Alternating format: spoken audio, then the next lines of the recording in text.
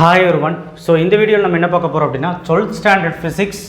So paper answer sheet, original answer sheet WhatsApp channel லிங்க்கில் வந்து join பண்ணுங்கள். ஏன்னா அடுத்தடுத்த வர வீடியோக்கள் ரொம்ப முக்கியம். நான் டிஸ்டர்ப் பண்ண வேண்டாம் தான் காலையிலேருந்து நான் வீடியோ போடலை. ஸோ மன்னிச்சிருங்க ஏதாவது ஸ்லோவாக நான் இருந்திருந்தா. But A type B type கெமிஸ்ட்ரியிலே வந்திருக்குது. இது பி டைப் அப்படின்னு சொல்லி டிக் பண்ணியிருக்காங்க. A type B type question பேப்பர்னால 1 மார்க்லாம் நல்லா படிச்சுட்டு போங்க, விட்டடிக்கணும்னு நினைக்காதீங்க.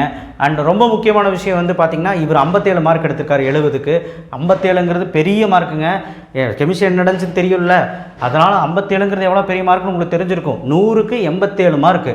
ஸோ என்ன சார் சென்டம் பேப்பர் காமிக்காமல் இதை காமிக்கிறீங்க அப்படின்னு கேட்டிங்கன்னா, இதை காமிச்சாதான் உங்களுக்கு எவ்வளோ தப்பாக எழுதியிருக்கிறதுக்கு என்ன பண்ணணும், என்ன பண்ணியிருக்காங்கன்னு சொல்ல முடியும். அண்ட் நீங்கள் அந்த தப்பு பண்ணாமல் இருக்கணும்னா நான் என்ன சொல்ல போகிறேன்னு உங்களுக்கு புரிஞ்சிருக்கும். ஸோ அண்ட் ஆல்சோ வந்து பார்த்திங்கன்னா, தவறுதலாக இருக்கும்போது பார்த்தா தான் உங்களுக்கு ஒரு ஐடியா கிடைக்கும். அதான் எதுக்கு தவறு போட்டிருக்காங்க, எந்த மாதிரி எழுதக்கூடாதுங்கிறது தெரிஞ்சிருக்கும். அண்ட் சேனலை சப்ஸ்கிரைப் பண்ணலாம் பண்ணிவிடுங்க, அந்த வீடியோக்கு லைக் போட்டுருங்க. ஸோ 1 மார்க் இவர் வந்து பார்த்திங்கன்னா டோட்டலாக எவ்வளோ கரெக்ட்னா ஒரு 10 கரெக்டு. ஸோ 15க்கு 10 தான் கரெக்ட்னா உங்களுக்கு புக் பேக் 10 தான் வரும். நேற்றே நான் சென்டம் எப்படி எடுக்கலான்னு வீடியோ போட்டிருந்தேன். 1 மார்க் எப்படி படிக்கணும்னு கரெக்டாக படிச்சுக்குங்க. ஸோ 1 மார்க் படிக்கிறது ஒன்றும் கஷ்டம் கிடையாது. பட் ஆனால் 5 1 மார்க் அடிக்கிறது ரொம்ப ரொம்ப கஷ்டமாக இருக்கும் ஃபிசிக்ஸில். பார்ட் 2ல் டெஃபினிஷன், இந்த மாதிரி டெஃபினிஷன் கேட்டால் லைட்டாக இந்த கரெக்டான டெஃபினிஷன் எழுதி யூனிட் எழுதுங்க. யூனிட் இருக்கிற இடத்துல யூனிட் எழுதுங்க, ஈக்குவேஷன் இடத்துல ஈக்குவேஷன் எழுதுங்க. இப்போ எலக்ட்ரிக் ஃபீல்டுக்கு ஈக்குவேஷன் இருக்குது, ஆனால் கரெக்டான டெஃபினிஷன் எழுதுனால ஃபுல் மார்க் கொடுத்துட்டாங்க. ஈக்குவேஷன் தான் ஈக்குவேஷன். குவாலிட்டி ஃபேக்டருக்கு பாருங்கள், voltage across LRST at resistance supply voltage, அவ்வளோதான். அது முடிஞ்சு ஆம்பியர் சர்க்யூட்டில் இந்த ஃபார்முலா ரொம்ப முக்கியம். இந்த ஃபார்முலா எழுதாமல் இது எழுதக்கூடாது, ஃபார்முலா தான் எழுதணும். ஃபார்முலா எப்பவும் மேலே எழுதுங்க, கீழே எழுதினாலும் ஓகே தான். ஸோ அடுத்தது ஒர்க் ஃபங்க்ஷன் என்ன டெஃபினேஷன் எழுதி யூனிட் எழுதியாச்சு, எலக்ட்ரான் வோல்ட்டு. ஸோ அவ்வளோதான். அடுத்து சர்க்யூட் டயக்ராம் கேட்டிருக்க ஃபுல் வே ரெக்டிஃபயர். ஸோ கண்டமேனிக்கு இந்த மாதிரி போடாமல் கொஞ்சம் கரெக்டாக போடுங்க. பட் இது வந்து 3 மார்க் கொஸ்டின் நினைக்கிறேன். பட் 2 மார்க் தான் போட்டிருக்காங்க. வேவ் ஃபார்ம் போடணும். Full wave rectifier circuit diagram முடிஞ்சு வேவ் ஃபார்ம் போடணும். வேவ் ஃபார்ம் அவங்க கேட்கலான்னு நினைக்கிறேன். சர்க்யூட் டயக்ராம் தான் கேட்டாங்க. வேவ் ஃபார்ம் கேட்டால் வேவ் ஃபார்மும் போடணும். ஸோ அந்த மாதிரி கேட்டிருந்தாங்க. 24வது கேள்வி வந்து ஒரு 2 மார்க்கு. அந்த கம்பல்சரி 2 மார்க். இது 2 மார்க் தான், சாரி சரிங்களா. வேவ் ஃபார்ம் கேட்கல.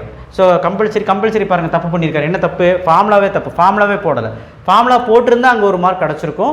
அண்ட் சப்ஸ்டியூஷனுக்கு 1 மார்க்கு அண்ட் ஆன்சருக்கு 1 மார்க்கு. டோட்டலி இது மிஸ்டேக்கான ஃபார்ம். நைக்ரோம் வைரசம் அந்த செகண்ட் லெசன்ஸும். பார்ட் 3ல் வந்து பார்த்திங்கன்னா எலக்ட்ரிக் பொட்டன்ஷியல் அப்படிங்கிறது, potential due to point charge அப்படிங்கிற அந்த கொஸ்டின். ஸோ டைக்ராமுக்கு 1 மார்க் ஆர் எக்ஸ்ப்ளனேஷனுக்கு 1 மார்க். அப்போ இந்த ஈக்குவேஷனுக்கு 1 மார்க்கு, அப்புறம் டெரிவேஷன் போட்டார், ஃபைனல் ஆன்சருக்கு 1 மார்க். அங்கேயே போட்டிருக்காங்க பாருங்கள், 1 போட்டிருக்காங்க பாருங்கள். டயக்ராம் ஒன்றுமே தெரியல. டயக்ராமு தியரி கரெக்டாக எழுதுங்க.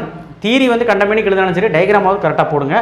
பட் ஆனால் ஈக்குவேஷன்ஸ் கரெக்டாக போடுங்க. இது பாருங்கள் எவ்வளோ ஈஸியாக முடிச்சிட்டாருன்ட்டு. அடுத்தது Kirchhoff first rule second rule கேட்டிருந்தாங்க. 1.5 மார்க் 3 மார்க்கு.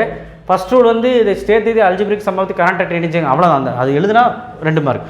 அடுத்தது வந்து பார்த்தீங்கன்னா சேர்த்து close circuit algebraic sum of the product of the current and the resistance each part of the circuit is equal to induce EMF the circuit. பார்த்தீங்கன்னா ஓரளவுக்கு எழுதுனாலே mark போட்டுடுறாங்க. So அடுத்தது கேல்வனோமீட்டர் அம்மீட்டர், இது எவ்வளோ எழுதிருக்காங்க பார்க்கலாமா? 3 மார்க் போட்டிருக்காங்க பார்க்கலாமா? கேல்வனோமீட்டர் டு வோல்ட்மீட்டர் கேட்ட போகிறாங்க இந்த வருஷம், அதுக்காக தான் சொன்னேன். ஸோ இந்த டயக்ராமுக்கு 1 மார்க். அப்போ டயக்ராம் போட்டிருப்பீங்க. தியரி 1 மார்க், ஓகேவா? டயக்ராமுக்கு 1 மார்க்கு. அப்புறம் தியரி பாருங்கள், ஜஸ்ட்டு என்னன்னு மட்டும் சொல்லிட்டாரு. எஸ்னா என்ன, ஐ மைனஸ் ஐஜினா என்ன, ஐஜினா என்ன. சரி ஓகே எழுதிட்டார் 1 மார்க்கு. 3 மார்க் கிடச்சிருச்சு. அதுக்கு 1 ஆன்சருக்கு 1. சரி ஓகே, அவ்வளோலாம் எழுதலையா? ஓகே, இங்கே 1 மார்க் போட்டிருக்காங்க. அது வந்து அந்த low resistance parallel with galvanometer அந்த லைனுக்கு தான் 1 மார்க். மினிமீட்டரில் படித்து பார்ப்போம். பாருங்கள் ஒன்றுமே இல்லை, 3 மார்க் கிடச்சிருச்சு பாருங்கள் உங்களுக்கு. 1 2 5 மார்க் போட்டிருக்காங்களா? ஏன் 5 மார்க்னா இந்த பேஜில் 5 மார்க், அதனால 5 மார்க். 1 2 போட்டாங்க பாருங்கள். அப்போ இந்த டெரிவேஷன் போட்டு கரெக்டான லைன் எழுதி அது போட்டோன்னு கன்க்ளூஷன் எழுதியிருக்காரு. Ammeter is a low resistance material and it is always conduct in series in the circuit and ideal ammeter is 0 resistance. தேவையான பாயிண்ட், அந்த தேவையான கீ பாயிண்ட் இருந்தால் போதும், ஓகேவா? பிராணாப்பர் லைனுக்கு 2 மார்க் இது போட்டாங்க. ஐடென்டிஃபிகேஷன் அந்த இது தப்பு, ரீசன் தப்பு, அதனால் 1 மார்க் அதில் போச்சு. 2 மார்க் தான் கிடச்சிது. ஸோ அடுத்தது லா ஆஃப் ஃபோட்டோட்டிக் 3 லா எழுதிச்சிருக்கேன். 3 லா எழுதுனா 3 மார்க். 3 லா எழுதியிருக்காங்க, 3 மார்க் கிடச்சிருச்சு, அவ்வளோதான். அடுத்தது கூலும்ஸ் லா வந்து பார்த்திங்கன்னா 2 மார்க்கு. ஸோ ஃபார்முலாவோட சேர்த்து எழுதியிருக்காரு. Coulomb force, gravitation force 3 point 3 mark, அதனால தான் 3 மார்க் போட்டிருக்காங்க. ஸோ கரெக்டாக எழுதிருங்க. 2 சேர்த்து 5 மார்க். சைக்ளோட்ரான், இந்த மாதிரி தியரி கொஸ்டின் கேட்கும்போது Van de Graaff generator or cyclotron or Fizeau's method any like half wave rectifier, full wave rectifier, diagram is a most important. Principle important. Principle இப்போ half wave ரெக்டிஃபையர்னா full wave ரெக்டிஃபையர்னா full wave ரெக்டிஃபையர்னா என்ன அப்படின்னு first ஆரம்பிச்சுட்டு அதுக்கப்புறம் diagram போடுங்க. டயக்ராமுக்கு ஒரு மார்க்கு, பிரின்சிபலுக்கு ஒரு மார்க்கு, கிடச்சிருச்சு பாருங்க. கன்ஸ்ட்ரக்ஷனுக்கு ஒரு மார்க்கு. ஓகே, கன்ஸ்ட்ரக்ஷன் என்ன எழுதியிருக்காரு? 3 பாயிண்ட்டு. என்ன தோணுதோ அது எழுதுனா போதும். அதானே சொல்லிகிட்டு இருக்கேன். எல்லாம் ஏன் மனப்பாடம் பண்ணுறீங்க? Let us consider 2 disc semi Ds and connected to the high oscillating voltage D1 and D2 is 2 Ds. So S is a source is placed in gap between the 2 Ds. ஓகேவா? The Ds are connected to high oscillating voltage. இவ்வளோதான் எழுதியிருக்காரு. And the Ds, the total setup is connected into the perpendicular, connected to the chamber of magnetic field. magnetic fieldக்குள்ளே வச்சுருக்காங்க, ஒரு சேம்பருக்குள்ளே வச்சுருக்காங்க. connected by a high oscillating potential. அவ்வளோதான் எழுதியிருக்காங்க பாருங்கள். அந்த magnetic field magnetic field வந்து இதுக்கு நார்மலாக பர்பண்டிகுலராக இருக்கும். இந்த ஃபோர்ஸுக்கு பர்பண்டிகுலராக இருக்கும். மேக்னெட்டிக் ஃபீல்டு வந்து பர்பண்டிகுலராக இருக்கும். அந்த எலக்ட்ரிக் ஃபீல்டுக்கு மேக்னெட்டிக் ஃபீல்டு வந்து பர்பண்டிகுலராக இருக்கும். சரிங்களா? ஸோ அடுத்து வந்து ஒர்க்கிங் வந்து பார்த்தீங்கன்னா பாருங்க, என்ன தோணுதோ அதை அப்படியே 4 பாயிண்ட் எழுதியாச்சு. சென்டிமீட்டர் ஃபோர்ஸ் ஆக்ட் ஆகுது எழுதி அது போட்டாச்சு. ஈக்குவேஷன் போட்டாச்சு. ஈக்குவேஷன் டைரக்ட்லி ப்ரொபோர்ஷனல் டு அது இன்க்ரீஸ் ஆனால் இது இன்க்ரீஸ் ஆகும்னு சொல்லியாச்சு. கண்டிஷன் ஃபார் ரெசனன்ஸ் கண்டிஷன் போட்டாச்சு. டைம் பீரியட் போட்டாச்சு. லிமிட்டேஷன் போட்டாச்சு. 5 மார்க் போட்டாங்க பாருங்க. 5 மார்க். இதுக்கு ஒரு டைம் பீரியடுக்கு ஒரு மார்க்கு, இங்கே இதுக்கு ஒரு மார்க்கு போட்டாச்சு பாருங்கள். மார்க் கன்ஸ்ட்ரக்ஷன் ஒரு மார்க்கு, டயக்ராமுக்கு ஒரு மார்க், 5 மார்க் சைக்ளோட்ரான் போட்டாச்சு. அவ்வளோதான். என்ன தேவையோ அதில் நம்ம கண்டதெல்லாம் படித்து மனப்பாடம் பண்ணி எது பண்ண டேவிஸ் இன்னொரு தியரி கொஸ்டின். ஸோ இதுக்கு டயக்ராமுக்கு ஒரு மார்க் கொடுத்தாச்சு. அவங்க நீட்டாக வரைஞ்சிட்டார். கன்ஸ்ட்ரக்ஷனுக்கு ஒரு மார்க். கன்ஸ்ட்ரக்ஷன் வந்து கதை தான் எழுதியிருக்காரு, வேறு எதுவுமே எழுதலை.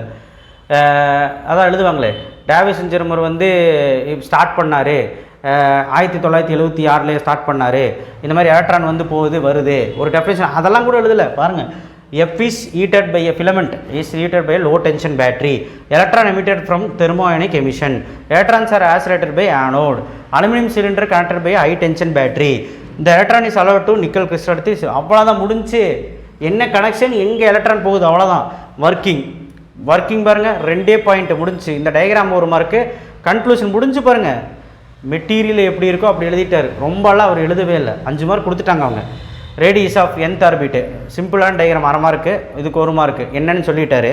அப்புறம் டெரிவேஷன், முக்கியமான derivation, centripetal force and coulomb force ரெண்டுமே ஈக்குவல் பண்ணுறாரு. அப்போ அப்படியே nth ரேடியஸ் கண்டுபிடிச்சாச்சு. இதுக்கும் 5 மார்க் கிடச்சிருச்சு. அடுத்து வந்து ப்ராப்பர்ட்டிஸ் ஆஃப் எலக்ட்ரோமேட்டிக் வேவ், இதுக்கு 4 மார்க். ஏன்னா ப்ராப்பர்ட்டிஸ்க்கு 3 மார்க் கிடச்சிருச்சு. சம்மு எழுதலை. சம்முக்கு வந்து ஐ திங்க் 1 மார்க்கு 2 மார்க்கான்னு தெரியல. சம் எழுதலை. ஓகேவா? அவ்வளோதான், அதோட முடிஞ்சுன்னு நினைக்கிறேன். இங்கெல்லாம் அடித்து தான் விட்டுருக்காரு. ஸோ சம் எழுதலை. ஓகேவா? ஸோ அதனால் அதில் வந்து மார்க் கம்மியாக ஈவன் தோ இங்கே 4 மார்க் போட்டிருக்காங்க. இது ஏன் தெரியல, ஒரு பாயிண்ட்டுக்காக கூட இருக்கலாம். 4 அதாவது ப்ராப்பர்ட்டிஸ் ஆட்டோமேட்டிக் 4 மார்க்காக இருக்கலாம், அந்த சம்முக்கு 1 மார்க்காக இருக்கலாம், போட்டாங்க.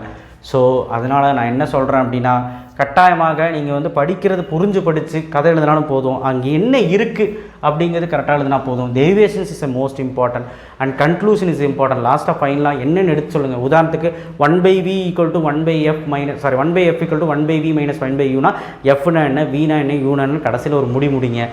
அதே மாதிரி பாருங்கள், சிம்பிளாக எழுதிட்டார். இசட்டினா என்ன, இசட்னா என்ன, ஈனா என்ன, எதுக்கு மனப்பாடம் பண்ணுறதுக்கு எனக்கு புரியல. அதே மாதிரி டேவிஸ் ஜெர்மர் மாதிரி கொஸ்டின் பார்த்தீங்களா, எப்படி சிம்பிளாக அவுட்லைன் கொடுத்துருக்காருன்னு எழுதி 5 மார்க் வாங்கிட்டாங்க. ஸோ அந்த மாதிரி நீட்டாக ப்ரெசென்ட் பண்ணுங்கள். சைக்ளோட்ரான் பார்த்தீங்கல்ல, இந்த மாதிரி நீட்டாக ப்ரெசென்ட் பண்ணுங்க. டெரிவேஷன் நீட்டாக போடுங்க. கடைசி ஆன்சருக்கு என்ன சொல்லணுமோ சொல்லுங்கள். டெரிவேஷனுக்கு தியரி பார்ட் இருக்கும், அது ஒரு 2 லைன் எழுதுங்க. டயக்ராம் இருக்கா, நீட்டாக ப்ரெசென்ட் பண்ணுங்கள். பெருசாக வரைங்க. 5 மார்க் அவங்க கொடுக்குற ரெடியாக தான் இருக்கா, நம்ம தான் கரெக்டாக எழுதணும். சரிங்களா? So thank you. கண்டிப்பாக நெக்ஸ்ட் வீடியோவில் சந்திப்போம். இந்த பேப்பரை பற்றி நீங்கள் கமெண்ட் பாக்ஸில் கமெண்ட் பண்ணுங்கள். நீங்கள் எல்லாருமே 70க்கு 70 எடுக்கணும். இவருக்கு மார்க் போனதுன்னா ஒரு ப்ராப்ளம் அட்டன் பண்ணல, கம்பல்சரி எதுவுமே அட்டன் பண்ணல. அதுக்கப்புறம் 1 மார்க்கில் 5 மார்க் போச்சு, அவ்வளோதான். 2 மார்க் 3 மார்க்கில் அட்டன் பண்ணல. அட்டன் பண்ண எல்லாமே கரெக்டு. ஆனால் பாருங்கள், இந்த இடத்துல வந்து ஃப்ரானாஃபர் லைனுக்கு 1 மார்க் போச்சு. அதுக்கப்புறம் வந்து பார்த்திங்கன்னா 5 மார்க்கில் 1 மார்க் போச்சு, அவ்வளோதான். 2 மார்க்கு கம்பல்சரி எதுவுமே அட்டன் பண்ணல. அப்போ எவ்வளோ ஆச்சு, 7 மார்க் போச்சு. 1 மார்க்கில் ஒரு 5 12 மார்க் போச்சு. இதிலே 12 மார்க் போச்சு. இன்னொரு மார்க் இங்கே போச்சுன்னு தெரியல. ஸோ டோட்டலாக 13 மார்க் போயிருக்கு. மொத்தம் 57. Total is 87. It's a good mark. So கண்டிப்பாக நீங்கள் 87 எடுக்கணும்னு சொல்லலை, 70க்கு 70 எடுக்கணும் தான் என்னோட இது. சரிங்களா? கட்டாயமாக தெரிஞ்சிருக்கும். இப்போ கேலோமீட்டர் அம்மீட்டர் சொன்னேன்னா என்ன எழுதணும், டயக்ராம் போடுறோம், அதை பற்றி ஒரு 2 லைன் கரெக்டாக, அது பேரலா சீரீஸ் கனெக்ஷனா அப்படின்னு கரெக்டாக எழுதிட்டு ஹை ரெசிஸ்டன்ஸா இல்லை லோ ரெசிஸ்டன்ஸா அப்படின்னு சொல்லிட்டு எஸ்னா என்னங்கிறது சொல்லணும். சொல்லிவிட்டு டெரிவேஷன் போட்டு முடிச்சிட்டாரு. இந்த மாதிரி எழுதினாலும் போதும். நீட்டாக ப்ரெசென்ட் பண்ணுங்கள். தேங்க்யூ. ஷேர் பண்ணுங்கள், சப்ஸ்கிரைப் பண்ணுங்கள், மறக்காமல் பெல் ஐக்கானை ப்ரெஸ் பண்ணுங்கள். நெக்ஸ்ட்டு ஒரு மணி நேரத்தில் 6 மணி நேரத்தில் ஒரு வீடியோ வரப்போகுது. ரொம்ப ஒரு முக்கியமான வீடியோ அது. ஸ்கிப் பண்ணாமல் நம்ம சேனலுக்கு ஸ்டே டியூனாக இருங்க. தேங்க்யூ.